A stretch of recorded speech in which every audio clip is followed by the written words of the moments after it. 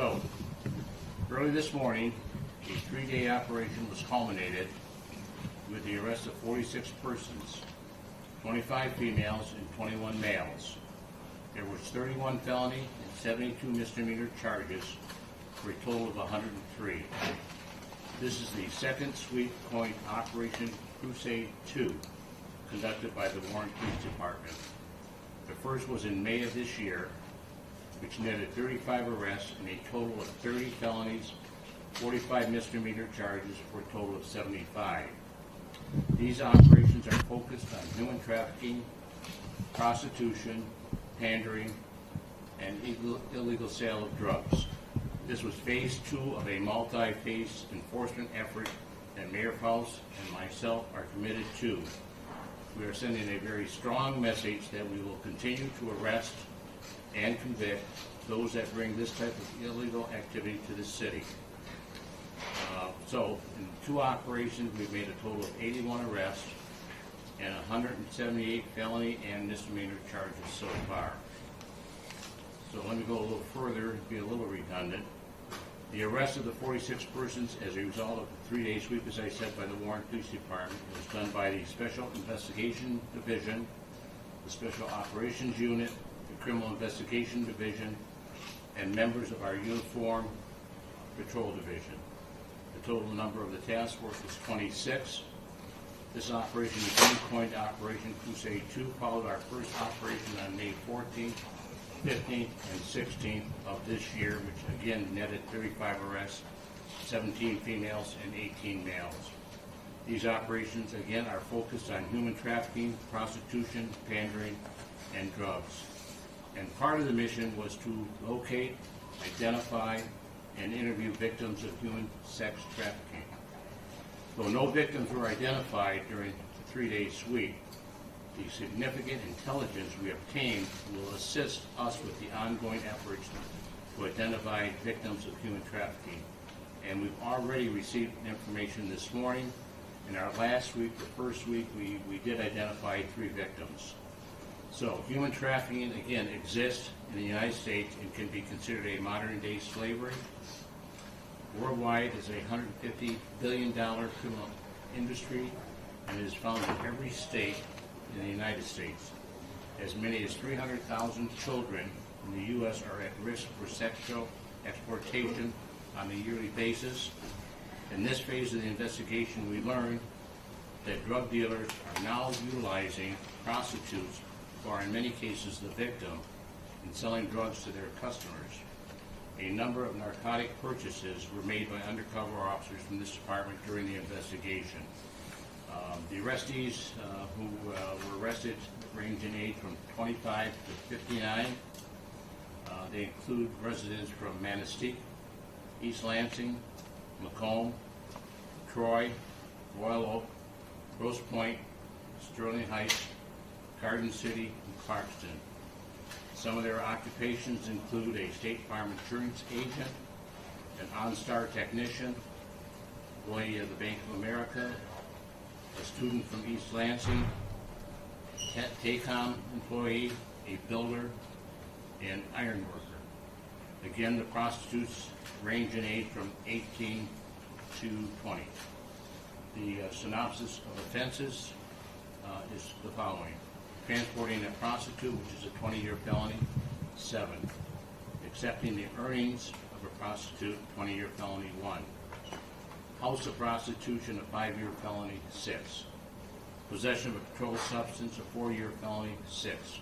Prostitution, a 1-year misdemeanor, 20. Computer used in crime, a 1-year misdemeanor, 34.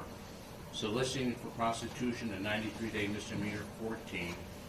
Possession of narcotic equipment, a 90-day misdemeanor. Again, this is a multi-phase operation by the Warren Police Department, and Mayor Paulse is sending a very strong message that human trafficking, prostitution, and crimes such as illegal drugs and robberies will not be tolerated in Warren. I want to really give special recognition to a team of officers that have done a superb job over here. Lieutenant Matt Dillenbeck, Detective Craig Dankowski, Detective Jeff Matika, Detective Dave Hoffman, and Detective Brett Chisholm. So, gentlemen, you did a great job in this effort and the following efforts that are forthcoming. So with that, I'm going to turn it over to Mayor Faust. Thank you. All right, I just wanted to say that I again echo my great appreciation for those members of the Warren Special Ops Division, Special Investigation and Criminal Investigation Division, and I think what it sends a strong message to would-be criminals, whether it be for drugs or prostitution or a number of other things, that we recognize that crime knows no boundaries, and also the Warren Police Department knows no boundaries. That's why now a few months ago we raided drug houses in Detroit. That's why I believe this time we raided a couple of houses of ill repute in Warren. And wherever it is, whether it's in Warren, Detroit, Sterling Heights, or what have you, we are not going to tolerate any form of crime. But it's interesting to note that this primarily deals with prostitution, although there was no, I guess, underage human trafficking at this point. We have leads on it, but the most interesting thing, maybe not most interesting thing, most devastating thing is that many of these prostitutes, if not all of them, are selling drugs, and they themselves are addicted to drugs. So again, it points out the serious situation that we have, not just in the metro area, but in the entire United States, and that deals with the problem of drugs. And drugs causes young, innocent girls to get addicted through the pimps, and they end up with a lifetime of enslavement. They themselves are now selling drugs to others and getting them enslaved as well. So overall, I think the Warren Police Department, with the help of some of the groups that they're with, and I might add that Phantom, which Warren is the lead city, Phantom stands for Federal Anti-Narcotics of Michigan, I believe, of Macomb, I should say. That has made great strides, and I think in the drug trade alone, I believe they've accounted for already $1 million seized in various forms of narcotics and what have you. I believe there will be more announcements later on, and I think this is not the end of the crackdown on whether it be prostitution or drugs. There will be more to come. And again, Commissioner Dwyer, I commend you, and I want to shake your hand, let everybody know that some people ask me, why did I bring Bill Dwyer back? I think it was 3 years ago, and the proof is in the pudding. We are now the leader in the metro area when it comes to tackling the serious issue of drugs, prostitution, other forms of crime. So I commend all the police here today, and I commend Commissioner Dwyer. Thank you. Thank you, Mayor. Thank you. No one for questions? Okay, so we'll open up for questions now. Can you talk about, it's probably all of the above, but when you approach something like this, are they using hotels? Are they using private residences? How do you attack or formulate without giving away what you're doing, addressing this issue and where? Physically, if you can give us some context of how this operation actually goes down. I'm not going to talk too much about how we do it, how we develop these investigations as far as the hotels or motels, but there is a very well-placed system put together by our detectives here. Craig, maybe you want to talk about that a little bit, as far as how you put it together without divulging too much information. If I may, the reason I asked is when we all met last time, we talked about how the hotels play a role in this and their cooperation with you, etc. So that's kind of the context I'm after, if you would. Yes, we still, as last time, have a strong partnership with our hotels in the city of Warren to share information or report suspicious activity. Our investigators, these detectives and additional officers in our Special Operations and Special Investigations Division, as well as the Detective Bureau, investigate those leads, that information, identify individuals of suspicious acts, and when we have enough to further investigate in undercover capacity or to make contact with those individuals, once we find that medium too, that's when we do these types of operations. We go into it with specific targets as well as unknown targets and just the crime itself occurring at a known area, either reported to us or developed by us as well.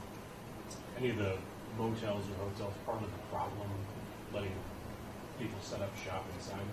I can't stand here and tell you what their knowledge is, but I know that they've all been forthcoming to us in reporting suspicious activity and cooperating with us to let us investigate in an undercover capacity or just be police presence and support us and reinforce our actions. Is a lot of the activity still openly online being advertised? I would say so, yes. Primarily online or through applications on smart devices. Can you share if this last sweep was primarily hotels or individual residences or both? Or It's both. Identified, there's multi-family apartment complexes as well as hotels. Could you ID yourself, sir, please? ID yourself? Yes, Detective Craig Bankowski, it's C-R-A-I-G, last of Bankowski, B as in boy, A-N-K-O-W-S-K-I. Let me just say this. Many will say that prostitution is a victimless crime. It's not. These people here were young girls. They were addicted by pimps who became prostitutes. And that's the way it's been for decades. Today we have human trafficking. We have young people, again, forced into prostitution and drug use, drug addiction. And I'm asking for anyone that has any information as far as anyone that's involved in human trafficking, that perhaps even as a victim, come forward and let the Warren Police Department assist you. Everything that's done is confidential. Officer Bankowski is the lead person in this investigation, and I can assure anyone that has any information that it will be kept very confidential. But it's a priority. The 3 victims from our last sweep did get help. They're helping us with other areas of the investigation. And as I said earlier, this is only phase 2 of a multi-phase investigation. The investigation is going to continue. The mayor is committed. The mayor is committed to make sure that this is a zero-tolerance city.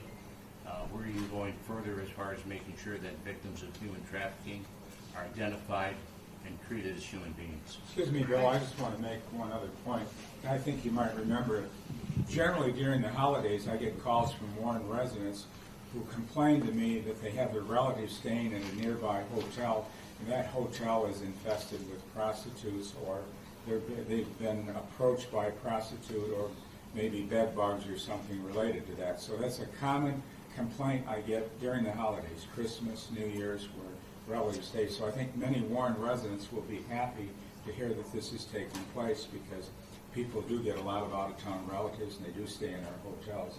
And unfortunately, sometimes the hotels have problems like this. I just want to be, sorry. Well, so everyone here is being charged, though, correct? That's correct. That's correct. I mean, I guess, and the way that you just said that this was a human trafficking operation, these people are victims, I guess, why are also the prostitutes being charged in this case? Because they're victims too, and they're led into prostitution, and prostitution is obviously against the law. Now, some of these people that were arrested, prostitutes that are arrested, may be coming forward with information. but to that Well, point, can you walk us through the decision to charge these women? And you said you've gotten leads on to identify other victims. What's the difference and why? Well, there's 2. I mean, prostitution, number 1, is illegal. It brings in an environment into the city that is not welcome. I mean, some of the men that were arrested, even though they're coming from not the city of Warren as customers, they're coming from as far as Manistee, Michigan. And we're not going to tolerate these guys coming into the city of Warren to be serviced by a prostitute. I understand the problem with prostitution. I've been involved with it. I worked Vice in Detroit. I worked undercover in Detroit in Vice and arrested hundreds of prostitutes myself. But it's a job that we're committed to, and it's leading us to more victims, and that's the key. It's leading us to more victims of human trafficking. Now, it just happened in this particular case. So far, none of these prostitutes that were arrested are admitting that they're victims of human trafficking, but time will tell. Craig, you have anything to add to that? Yes, just because there's no one that came forward at this point in initial interviews disclosing that they're victims of it, we still have to go through all the evidence, and with or without their cooperation, we'll investigate any others that are involved and or responsible from the evidence that we get from their individual arrests or actions during this investigation. Well, just to follow up on that, you said you had 3 victims last time. Yes. So what were the circumstances where those women were they charged, or were they, yeah, they immediately said, hey, I've been held against my will, I'm doing, you know. Well, I didn't say that, but Okay.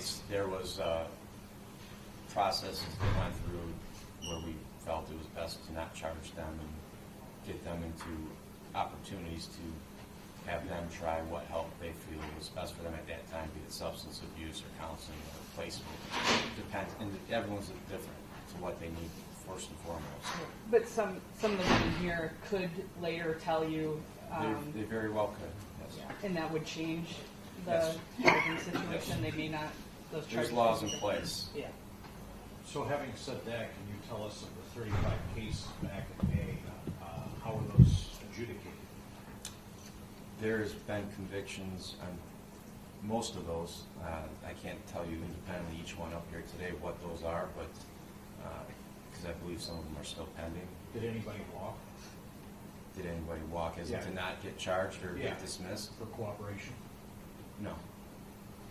In general, if the top half of the board sees victims of, that are breaking the law, does the arrest help? Or is there recidivism right back to it after the case is over? Does When anyone you're saying top get, half, are you help with referencing drugs, the, help with the lifestyle? are you referencing the females as Yes. being the top half and Yes. them being victims? Well, I wouldn't characterize these just as if they're male or female being victims, because there may be some females out there that are more than a victim or a suspect in trafficking as well. So I won't stand here and divide the board just off male and Yeah. female. Does an arrest help in some cases, people? My personal belief, sometimes yes.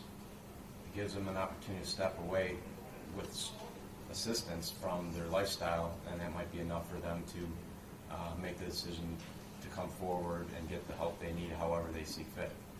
If we leave them out in the environment they're in, encapsulated into that, they're only being fed by their surrounding. They become a creature of habit in what they're around. So if they're positive, no positive reinforcement, and all this negative, the drug abuse, the drugs being readily available, the lifestyle going from hotel to hotel with other individuals, there's no one positively reinforcing the opportunity or treatment to them. And so, Let's take another question here. Are all the women being charged with drugs and prostitution, or are any of them going to face charges related to, for lack of a better word, more No, they're all being charged. management aspect of this? They're all being charged with various charges that I pointed out earlier. Anything beyond drugs and prostitution, or is there anything, the pimping, would the women be charged with any of that? are any of the women being charged? Is it narcotics? Are they running the operation, I guess? Oh, there's, as of today's date, there's no females on that board that's being charged with any trafficking charges. There's some transporting, which are 20-year felony, and some drug offenses as well. Have all the people up there been arraigned yet? To my knowledge, yes. They've all been arraigned? Yes, this morning, or in the 2 days prior. Can you clarify the age range again? I just want to double check that, the age range of the prostitutes. You said 18 was the youngest, but, sorry.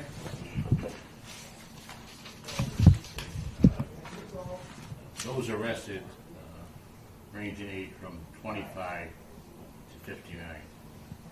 25 to 59. The prostitutes arrested range in age from 18 to 30. So all of the, I'm saying all of them, and then breaking that down to just the prostitutes. 18 to 30. I thought you said that there was a 60-year-old. Yeah, the prostitutes, I said, arrested range in age from 18 to 60. Okay. But if you take all 46, all of those arrested, they range in age from 25, I should say, to 60. So just to be clear, have you identified any like leaders or sort of ringleaders? Is there a level? What's the level of organization? Well, we just culminated a 3-day investigation, and this part of the Operation Crusade 2 is not over. The detectives in front of you here, they still have a lot of work to do with those people that have been arrested in the last 3 days. So I can't give you a definitive answer or something like that until they thoroughly go through those arrested and glean more information that will assist with the next phase of the operation. So, we appreciate you being here this morning. I believe that, as I said earlier, you know, the men and women in this operation, and we did have female police officers involved, all of them did a superb job, and I'm very proud of the men and women in this operation and the men and women in this entire Warren Police Department. And I thank the mayor for his support of this entire department. So, that